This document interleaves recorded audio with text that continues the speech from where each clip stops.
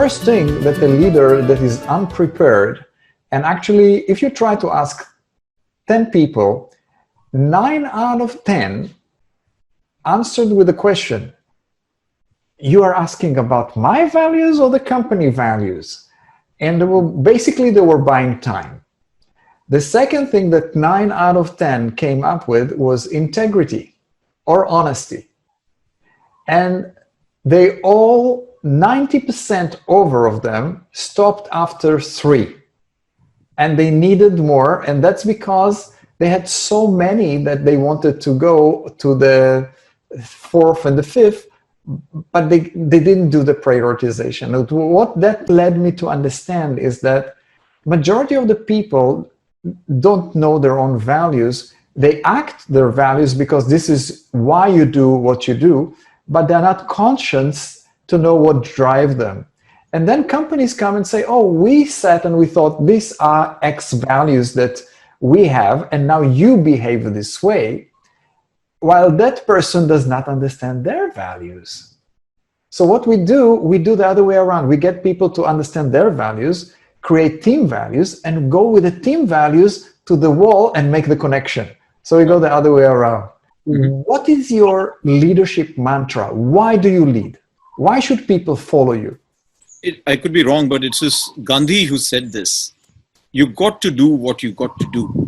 In the sense that if you believe in doing a particular thing, and in his reference was in the times of the freedom struggle for India and so on, if you believe in what your passion is, do it.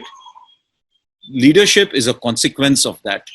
If people believe in what you do, people will follow you. If you ask me, why do I lead? I think I personally believe I do what I enjoy doing, which is spreading happiness, which is providing genuine service to every person who walks through the door of this hotel, and really trying to take care of the people I work with. Is that leadership?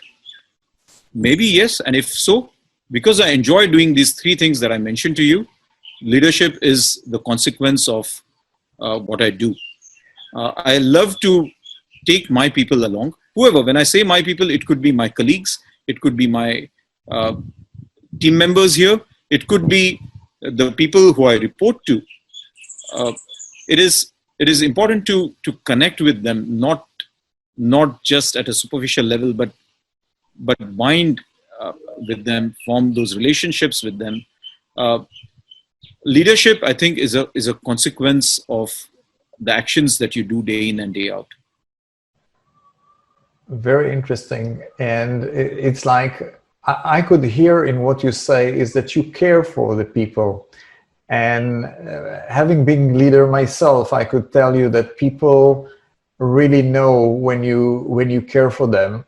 And in one of our interviews, we interviewed 220 leaders for a book that will publish within 3 months. That is First Time Leadership, 220.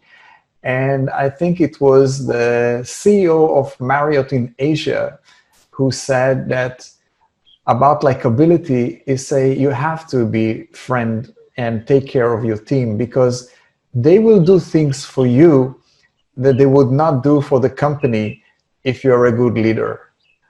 I mean, yeah, you put it so nicely. It is, to me, leadership is simply the end result of your beliefs and what you do day in and day out. People would gravitate towards you. People would listen to you because they see here is someone who, like you use the right word, cares for me, and who is ready to show me how to do things better, and who will stand for me when I need him. And I think that's really all about leadership. You could attach a lot of virtues, you could attach a lot of values to the concept of leadership, but the whole concept stems from this particular aspect. Ashish, if you had a young man coming to you and say, I want to start a career, I want to be like you, what would be the advice you would give that man? or lady? Um, well, I wouldn't really call it an advice. I would just simply share my life experiences with this young man or the young lady. And to me, what life has taught me is the first values that I mentioned. I would tell the person, be yourself, commit yourself to the passion you have. Really, I think a lot of people realize their true passion after a long time. And it's important to really understand what is it that is my passion, and try and find out the passion.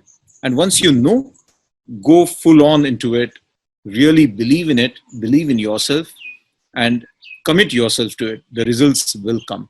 So, I mean, that's very simply what I would suggest to these young people.